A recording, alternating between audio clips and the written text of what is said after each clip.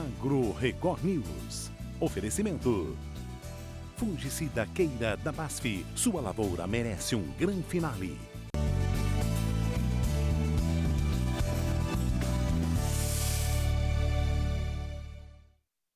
Oi, muito bom dia para você. O Agro Record News está no ar e a gente começa falando de insetos criados em biofábricas. Eles protegem os canaviais. São microvespas que combatem uma das principais pragas da cana-de-açúcar.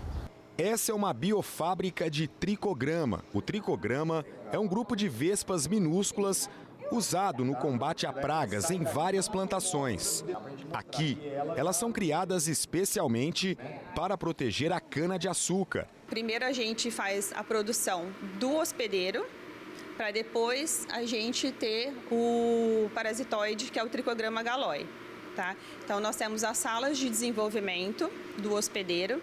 Então a gente conta com sistemas informatizados, né? Então a gente faz controle de temperatura, controle de umidade, CO2, que isso garante uma padronização e uma eficiência no nosso processo.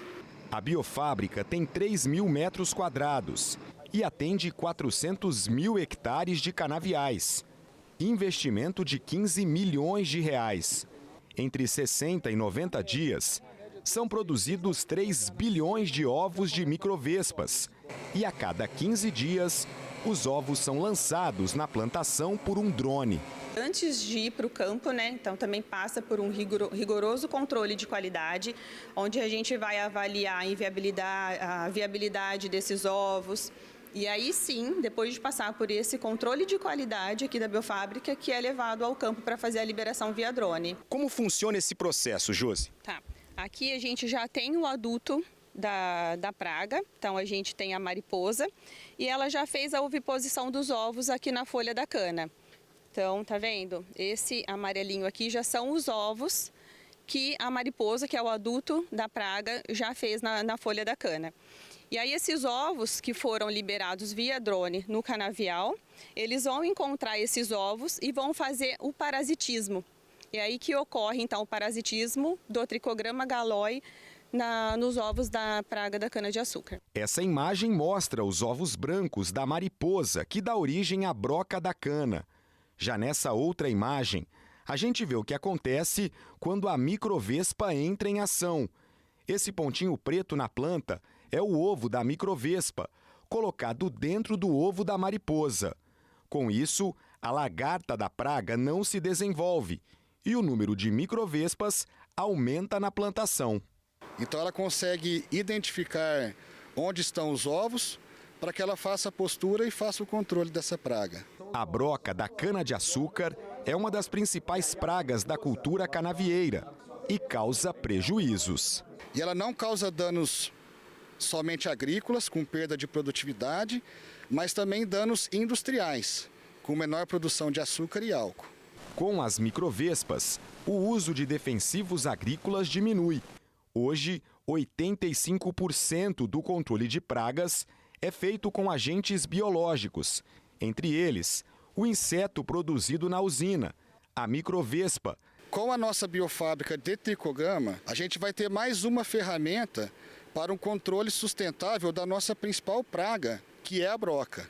E nessa época, um outro inimigo dos canaviais é a seca. A vinhaça, um subproduto da cana, tem um papel importante na prevenção de incêndios.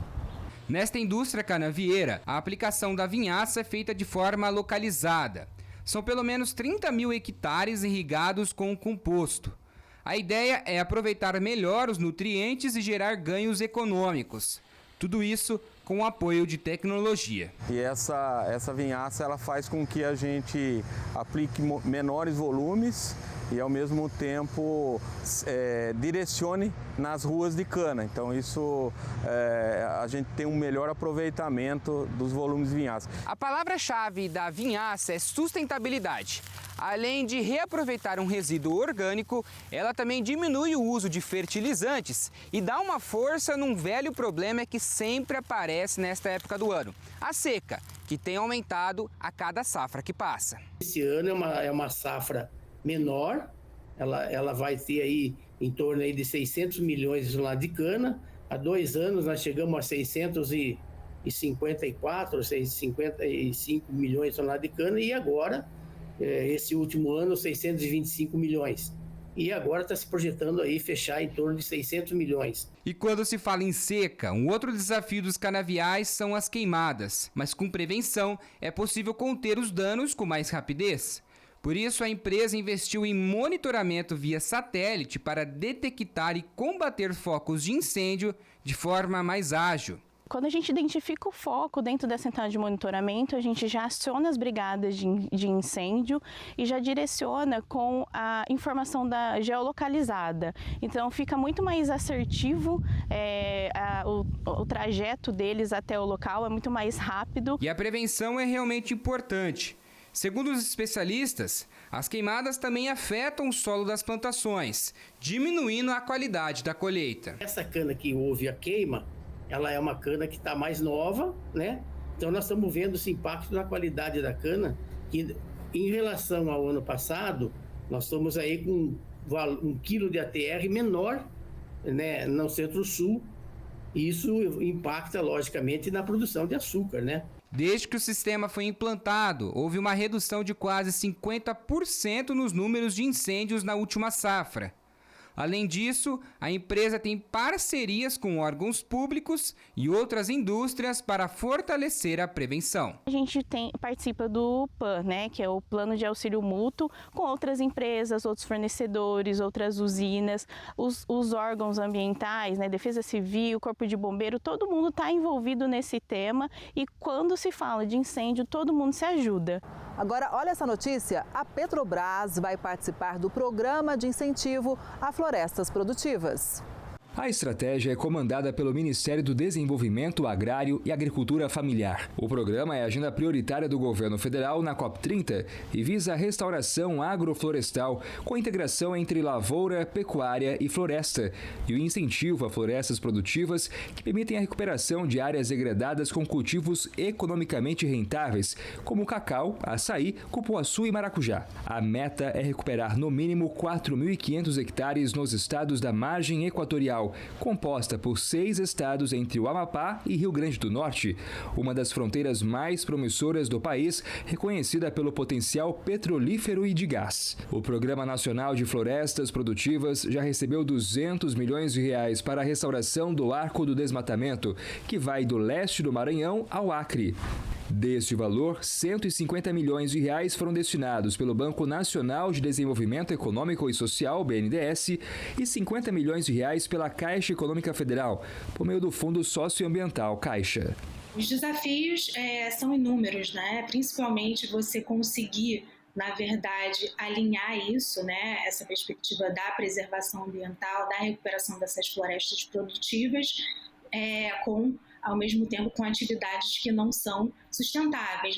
Nesse caso específico da margem equatorial, que é o local foco desse programa e desse investimento da Petrobras, é uma área altamente rentável e que foi recentemente leiloada para fins de exploração de petróleo e gás. Então, justamente o ingresso da Petrobras nesse tipo de programa é um norte para viabilizar o alcance desse tipo de plano a longo prazo. É você, né, por meio de um tipo de investimento verde como esse, de um incentivo à recuperação das florestas e essa agricultura familiar, né, você conseguir, de certa forma, né, compensar os efeitos das atividades que vão ocorrer, por exemplo, ali mesmo também, né, na margem equatorial do Oiapoque, né, até o Rio Grande do Norte,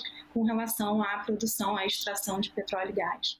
O setor de suco de laranja agora respira com mais tranquilidade por ter se livrado da sobretaxa norte-americana.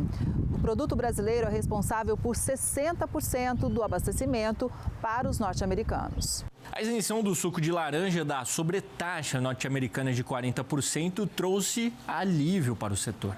O produto está na lista de isenções do governo dos Estados Unidos. O produto ainda está sujeito à sobretaxa de 10%, mais a tarifa fixa de $415 a tonelada. Para os pesquisadores do CPEA, a isenção dos 40% adicionais pode ser atribuída à dependência estrutural do mercado norte-americano em relação ao suco importado do Brasil, responsável por aproximadamente 60% de todo o volume consumido nos Estados Unidos. Para o Brasil, a isenção representa a preservação da competitividade no principal mercado externo e evita perdas de receita. Com o novo cenário, depois do período de incertezas, o setor já deve retomar os novos contratos de venda de laranja da safra 2025-2026, trazendo mais clareza e liquidez ao mercado.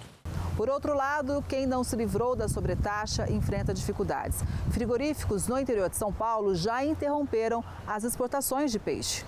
A produção de peixes ultrapassou 968 toneladas em 2024 e o Brasil se tornou o maior produtor de tilápia das Américas. Mas o anúncio da tarifa de 50% imposta pelos Estados Unidos pegou a Associação Brasileira de Piscicultura de surpresa. A tarifa de 50%, ela realmente acabou extrapolando as nossas expectativas e literalmente nos tirando do jogo quando se trata de exportação no nosso caso aqui, de tilápia. Para a nossa região aí, de São Paulo, Mato Grosso do Sul e Paraná, o impacto é grande.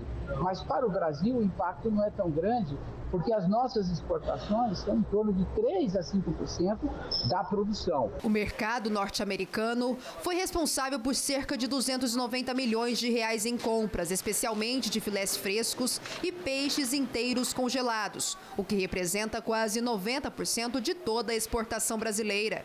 Este frigorífico, localizado em Santa Fé do Sul, está entre os 3 maiores do país e já avalia o impacto da medida sobre os negócios. Nós temos que se adequar, buscar novas oportunidades que a gente não conhece ainda, né?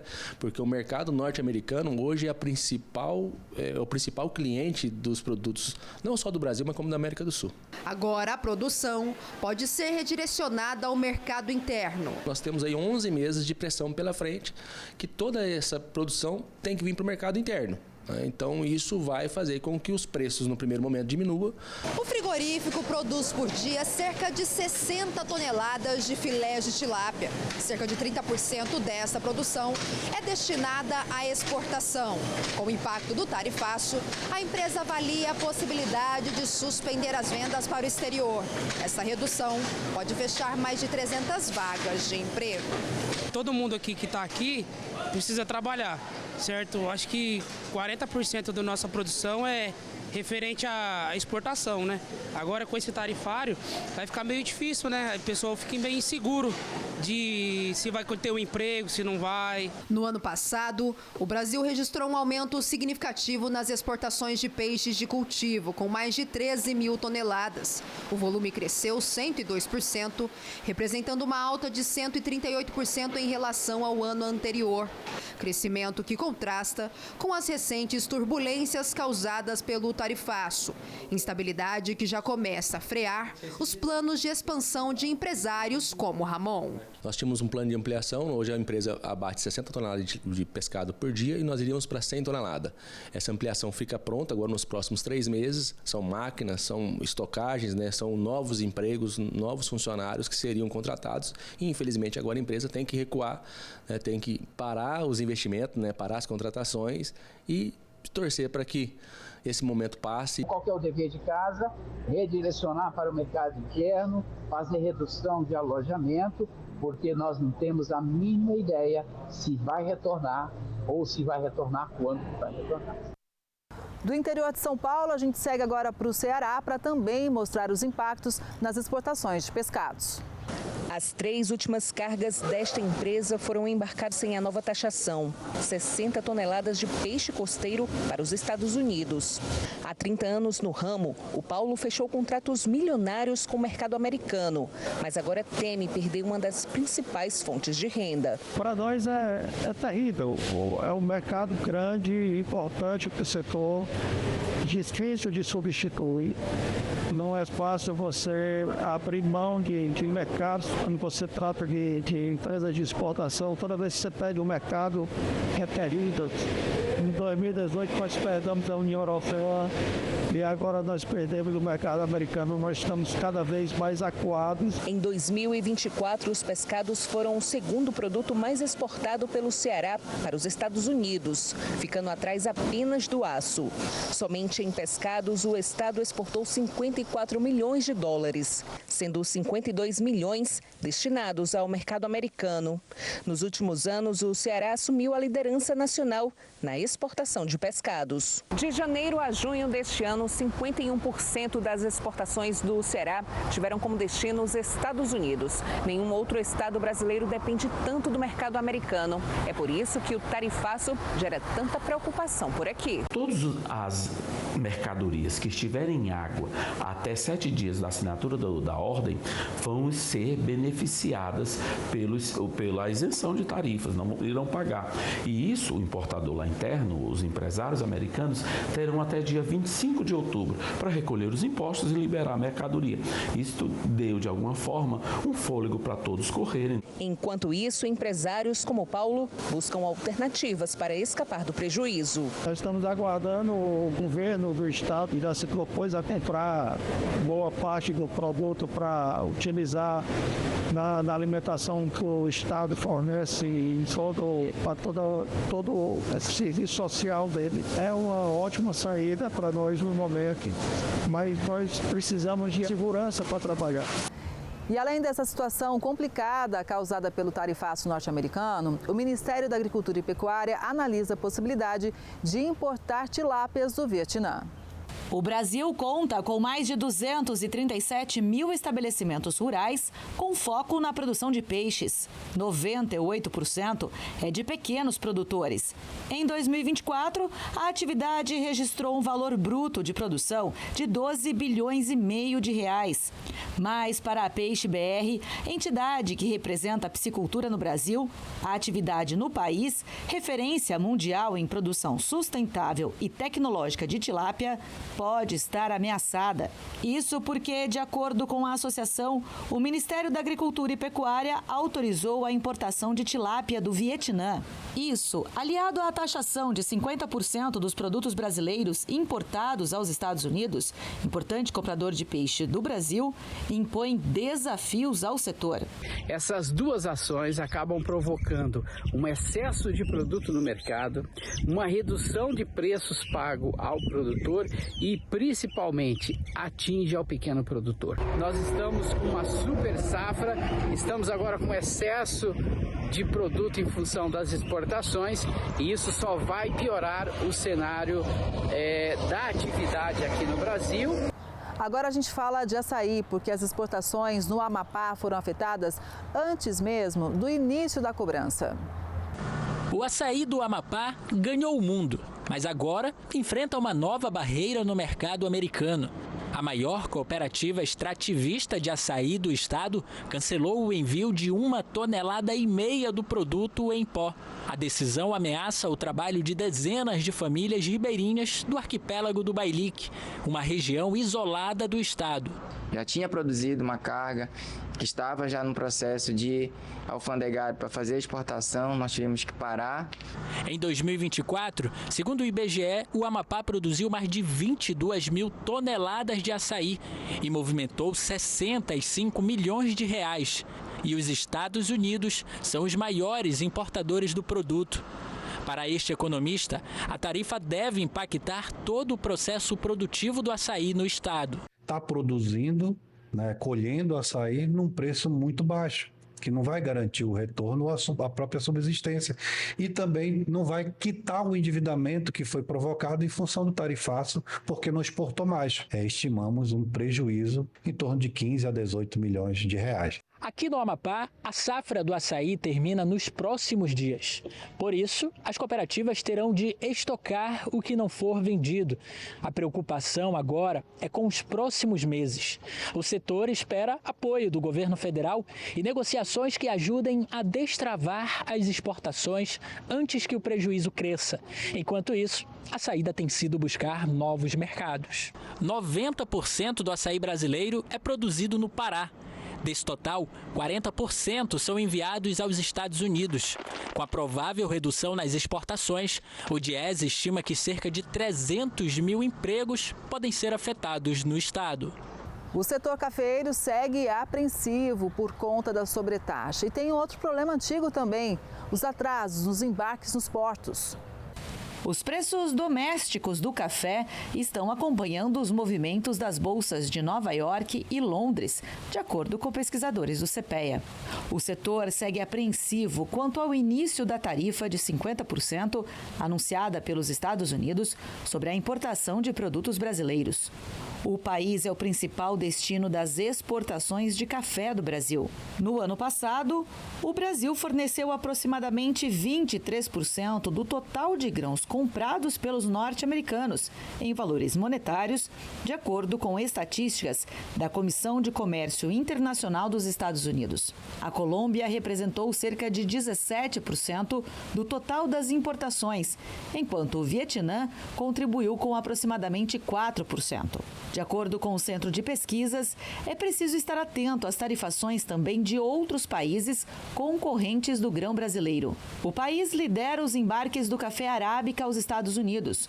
No entanto, a Colômbia, principal concorrente, permanece isenta da nova tarifação. Quanto ao robusta, o Vietnã negocia a aplicação de uma alíquota reduzida de 20%, frente aos 46% inicialmente previstos. Se a tarifa brasileira for mantida, não só a competitividade do café será impactada, mas também os preços ao consumidor norte-americano e a formulação dos blends tradicionais, que utilizam os grãos brasileiros como base sensorial e de equilíbrio. Enquanto isso, nos portos brasileiros, o setor continua enfrentando dificuldades para consolidar os embarques. De acordo com o Secafé, em junho, mais de 450 mil sacas de 60 quilos, o equivalente a 1.375 contêineres, não conseguiram embarcar por causa do esgotamento da infraestrutura portuária. Com isso, o país deixou de receber R$1 bilhão como receita cambial e os exportadores tiveram prejuízo de R$3 milhões com armazenagens extras. Puxada pelo café, a exportação do agronegócio mineiro superou pela primeira vez as exportações do setor da mineração. Esse é apenas um pouco do café que é exportado de Araguari para outros países. As exportações do agronegócio mineiro alcançaram 9,8 bilhões de dólares no primeiro semestre do ano, com crescimento de 18% no valor em relação ao mesmo período do ano passado. Para esse agricultor de café, o resultado no período foi expressivo. Assim, é uma realidade, né? Porque nunca tivemos os valores de café com preço tão elevado, né? Então, para a balança comercial de Minas, foi muito importante a exportação de café, que até em Minas, a primeira vez que o agronegócio passou o setor de minério.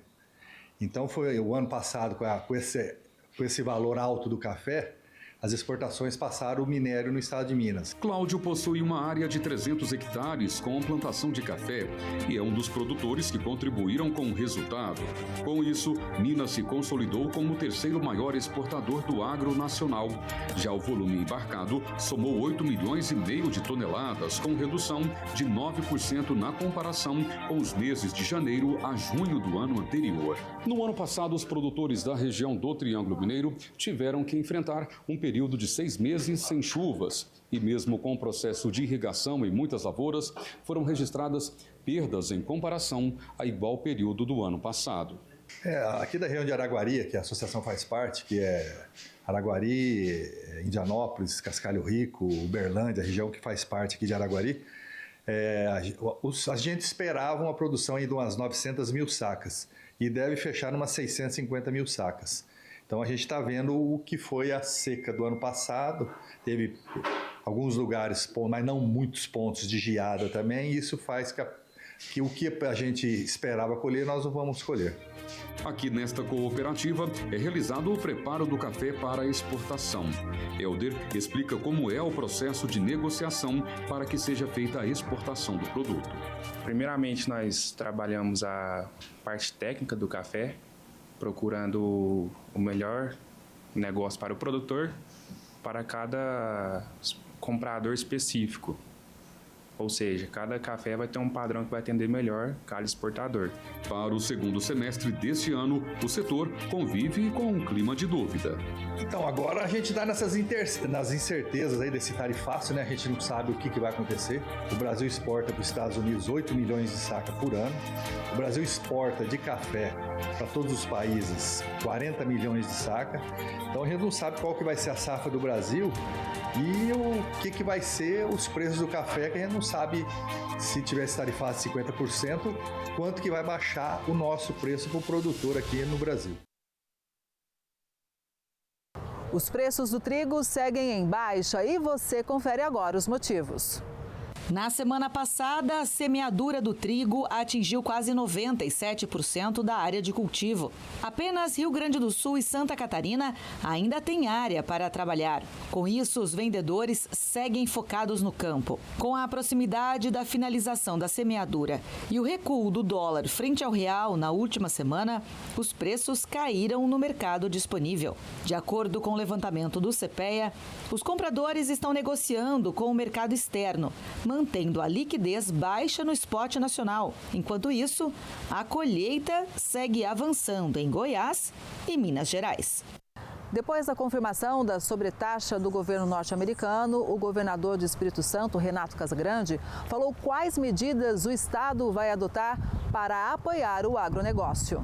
O mercado americano é um mercado muito importante para nós. Mesmo que a gente viabilize novos mercados, é bom que a gente também resolva o mercado americano, porque seria um mercado a mais que a gente continuaria tendo e acrescentaríamos outros mercados que o governo brasileiro e os empreendedores precisam trabalhar para que a gente fique também com diversas alternativas de exportação. Nós, lá no Espírito Santo, lançamos um selo verde para a agricultura e para a produção agrícola do nosso estado, em que nós temos no cadastro ambiental rural propriedades georreferenciadas que podem emitir selo verde aceito na Europa. Então você tem hoje capacidade de ofertar um produto sustentável. Isso é muito importante em área que não foi desmatada. Então eu tenho muita confiança de que nós vamos achar outros mercados, mas tenho muita confiança também que a gente vai continuar exportando para os Estados Unidos, até porque não tem como substituir rapidamente um mercado americano, o mercado americano achar outra fonte de produção de café. O que nós estamos fazendo lá no estado do Espírito Santo, primeiro, assim, acompanhando o que o governo brasileiro vai apresentar de proposta que vai mitigar essas tarifas, que vai compensar ou aliviar essas tarifas. E nós também tomando medidas lá no estado, vamos tomar medidas para a gente proteger, em parte, os empreendedores, né? A gente poder ter linhas de crédito, ter ações na área tributária, para que a gente possa proteger esses empreendedores da agricultura e da indústria, para que a gente mantenha e preserve e proteja o emprego. Mas a carga que está no porto, se ela vai ser despachada ou não, aí de fato é uma relação do comprador com o fornecedor capixaba. O que está sendo feito pensando isso especificamente nesse grupo, nos pequenos produtores, tanto a nível estadual quanto por parte do governo federal também? Nós lançamos agora um pacote de crédito para o agronegócio, né, de 10 bilhões de reais. Todas as instituições financeiras, né, os bancos do governo federal, os bancos das cooperativas de crédito, os bancos do governo do estado, 10 bilhões de reais com taxas equalizadas pelo governo federal, pelo governo estadual, para a gente atender. Vamos atender especialmente os produtores, né, das atividades impactadas, cafeicultores, produtores de gengibre, de pimenta, de fruta. Então, assim, é uma medida que o governo pode tomar. A outra medida nós já reunimos com os setores, nós montamos um comitê lá no estado do Espírito Santo, já tem 15 dias, esse comitê é liderado pelo vice-governador Ricardo Ferraço, para a gente poder ouvir cada setor, ver as angústias dele, ver o que a gente pode fazer, se a gente vai estabelecer linhas de crédito específicas, né, para cada setor, com juros menores. Então, isso tudo a gente está né, preparando, engatilhando, está esperando também as medidas que o governo federal vai anunciar, para a gente não anunciar medidas duplicadas, mas estamos atentos a esse assunto. Os preços domésticos da soja subiram. Saiba agora o porquê. Até o final de julho, o Brasil escoou 10,44 milhões de toneladas de soja, com a média diária de embarque superando em 12,4% a de julho do ano passado. Dados divulgados pela SECEX e analisados pelo CPEA evidenciam a demanda externa firme, diante da necessidade de tradings completarem cargas nos portos brasileiros. Com a crescente disputa entre compradores brasileiros e internacionais e também a valorização cambial do dólar em relação ao real na última semana, os preços domésticos subiram. No mercado externo, os prêmios de exportação estão nos maiores patamares dos últimos 3 anos. Já as cotações domésticas do milho voltaram a cair. Com o avanço da colheita da segunda safra, os valores devem reduzir ainda mais. De acordo com levantamentos do CPEA, depois de uma leve reação, os valores do milho no mercado interno voltaram a cair na última semana. Isso porque os consumidores estão aguardando preços ainda mais baixos com o avanço da colheita da segunda safra do grão. Apesar da média nacional apontar atrasos em relação à safra passada, algumas praças dos estados de Mato Grosso e Goiás têm apresentado bom ritmo de colheita e produtividades elevadas. Com isso, a oferta disponível para negócios segue aumentando gradualmente. De acordo com o Centro de Pesquisas, as exportações estão menores em relação ao ano passado e ainda muito distantes do estimado pela Conab. Dados da SECEX, analisados pelo CPEA, mostram que, de fevereiro até o final de julho, o volume embarcado limitou-se a 4,3 milhões de toneladas. No mesmo período de 2024, foram 7 milhões enviados. A Conab projeta 34 milhões de toneladas até janeiro do ano que vem. As exportações brasileiras de algodão bateram recordes nessa safra. Já os preços seguem oscilando. O Brasil exportou mais algodão essa safra. Com a temporada 2024-2025 no fim, a alta nos embarques já é de 5%, com 2,82 milhões de toneladas enviadas. Na safra passada, o volume exportado foi de 2,68 milhões de toneladas, até então recorde da série da SECEX. Levantamentos do CPEA apontam que no mercado interno as cotações seguem oscilando. Enquanto alguns vendedores demonstram maior flexibilidade quanto aos preços, as indústrias ofertam valores ainda mais baixos. Por causa das negociações anteriores a preços mais atrativos que os praticados atualmente e também em decorrência do atraso da colheita e beneficiamento da temporada 2024-25, muitos players estão cumprindo apenas contratos a termo. A carne suína vem perdendo competitividade em relação à do boi e à do frango. E a gente explica agora. Nas últimas semanas, de acordo com levantamentos do CPEA, a carne suína vem perdendo competitividade com relação às principais substitutas. Isso porque no atacado da Grande São Paulo, quando comparado a junho, o preço médio da carcaça especial suína tem apresentado quedas menos intensas do que as verificadas para a carcaça casada bovina e o frango resfriado. No mercado interno, o ritmo de negócio segue lento, com menor poder de compra da população, cenário típico de final de mês. Por isso, conforme o Centro de Pesquisas, os recuos nas cotações do animal vivo não têm sido suficientes para impulsionar a demanda pelos cortes. Para fazer o transporte de animais do Brasil, é preciso ter o GTA, Guia de Trânsito Animal. Você confere agora por que esse documento é tão importante. O GTA, para você poder transportar o seu animal nas rodovias, né? Você de algum lugar para outro, de rebanhos para rebanho, você tem que estar em dia com a Adagro, com sua documentação, né? Com as vacinas de algumas espécies que precisam de vacina, com os exames de algumas espécies que precisam de exames, né?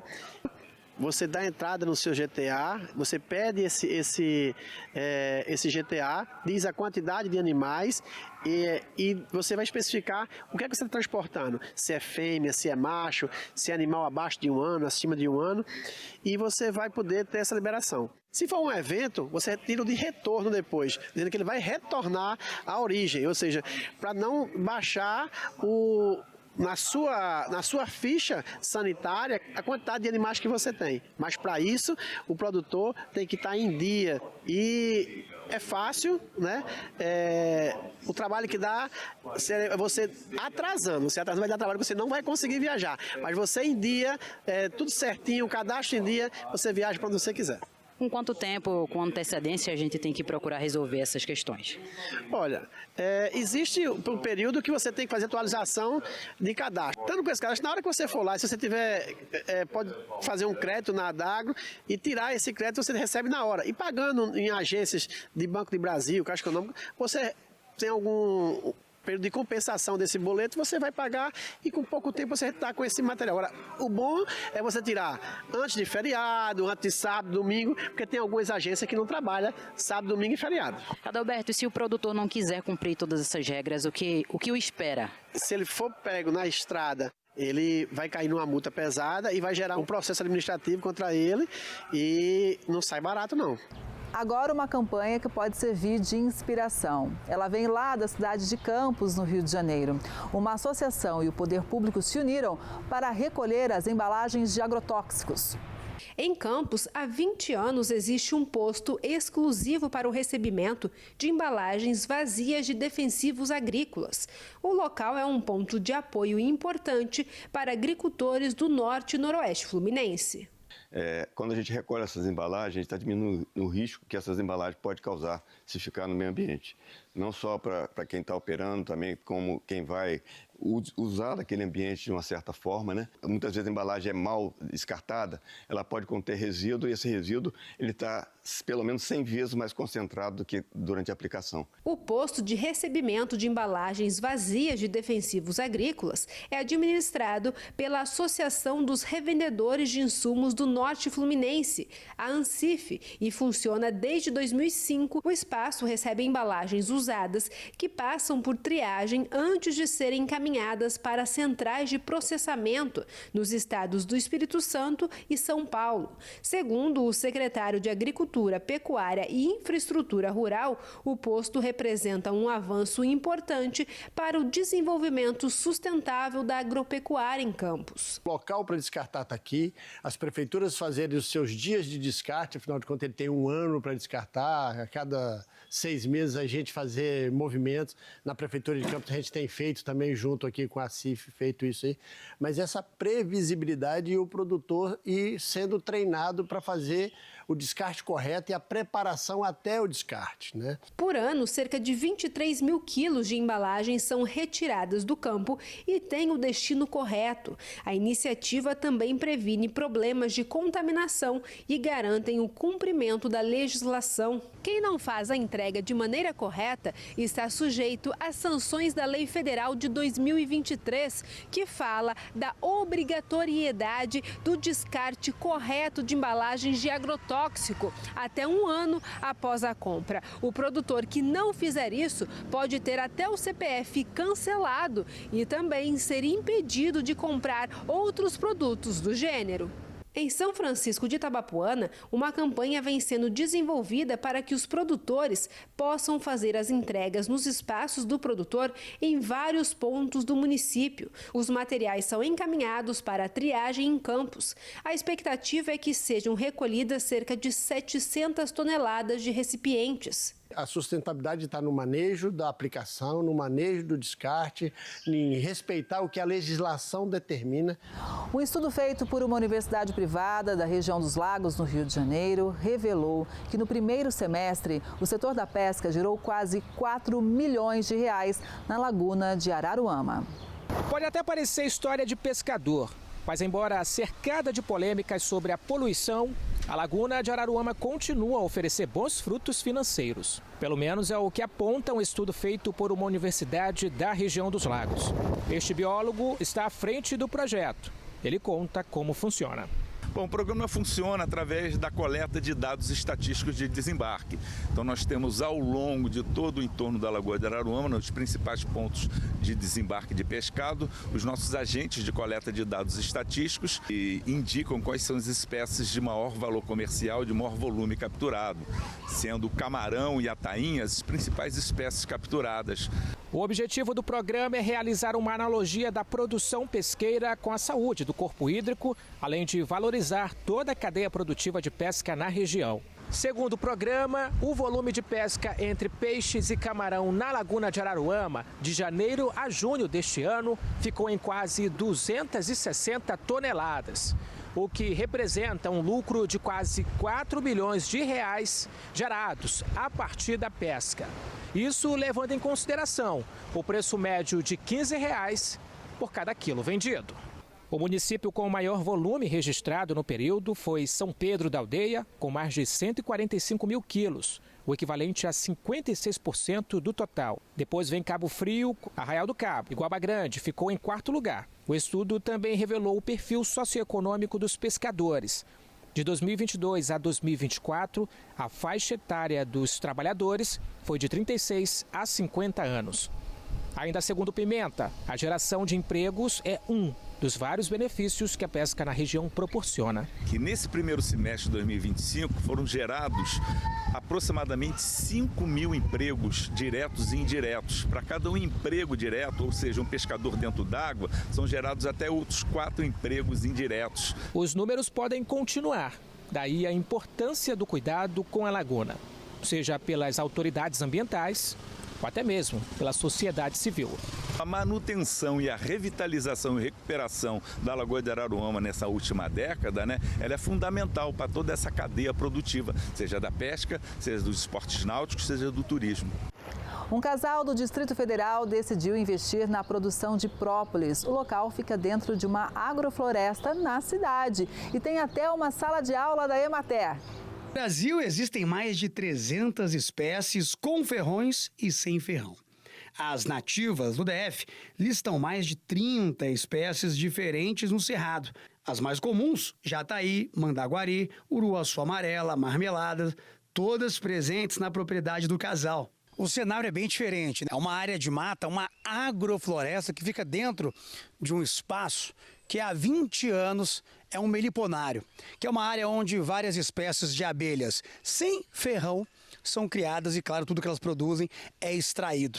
Aqui nós temos uma colmeia completa com ninho, sobreninho e melgueira, e o própolis ele é coletado aqui na melgueira, que é a parte superior da colmeia. Própolis é isso aqui, ó. Ele é uma resina que é usada para vedar a caixa, para dar uma proteção para as colmeias. Então esse própolis que a gente retira e usa para fazer o própolis medicinal, né? Ah, aquele própolis que a gente conhece, que é aquele que muita gente toma. Então a gente faz uma mistura e automaticamente se transforma no própolis. A quantidade produzida por aqui impressiona, viu? Foi por isso que a Emater, a empresa de assistência técnica e extensão rural do DF, levou 70 produtores para aperfeiçoar ainda mais a produção. Quando a gente fala de criação de abelha, a primeira mensagem que se cria é da abelha para a produção de mel, e a gente mostra a possibilidade de criar abelha na varanda de casa, produzindo mel em casa, nas proximidades da família. Mas a abelha não produz só mel, ela recolhe pólen, que é super nutritivo, ela produz própolis utilizando resina de espécies de árvore diferente, que traz um benefício para a saúde também muito grande por conta disso, da diversidade de espécies de planta.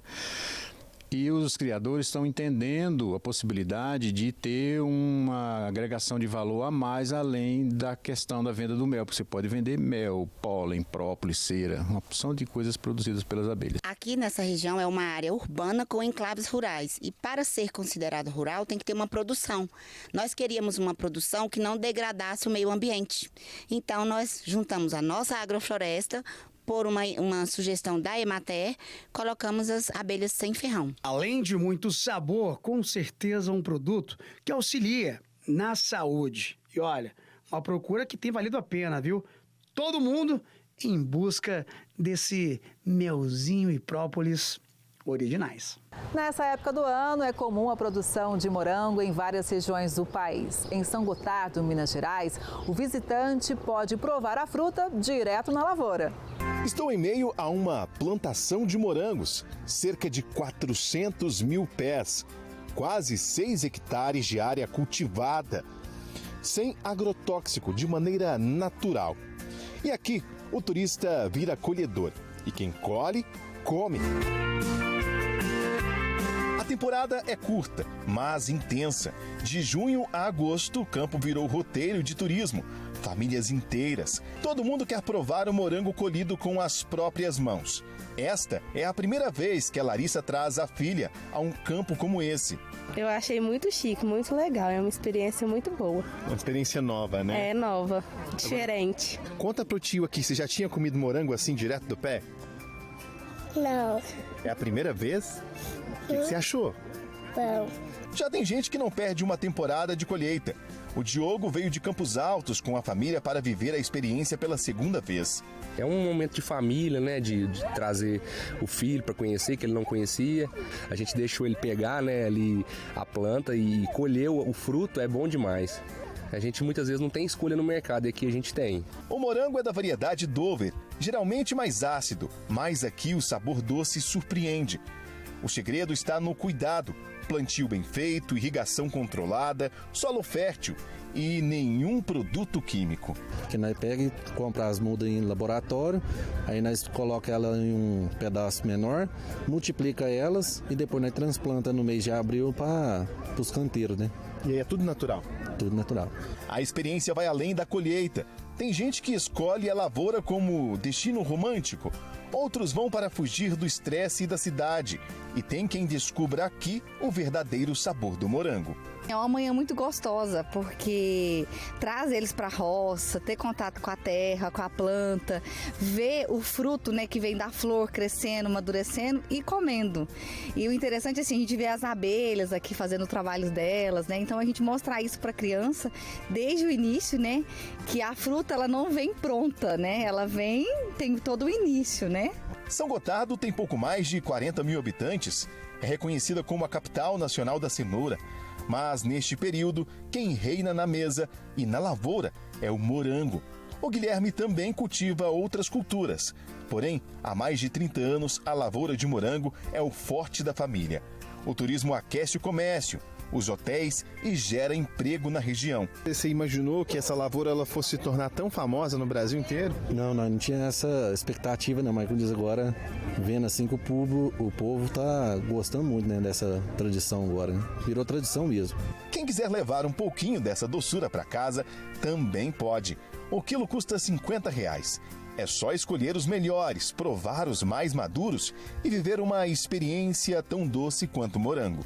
Na lavoura, a fruta é natural, mas o que cresce mesmo aqui é o encanto de quem vive esse momento. Morango em São Gotardo é sustentabilidade, turismo e memória afetiva. Tudo isso em um só dia no campo.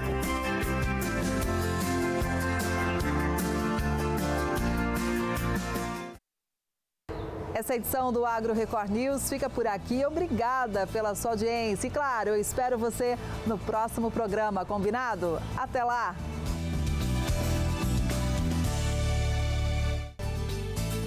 Agro Record News. Oferecimento. Fungicida Queira da BASF. Sua lavoura merece um grande finale.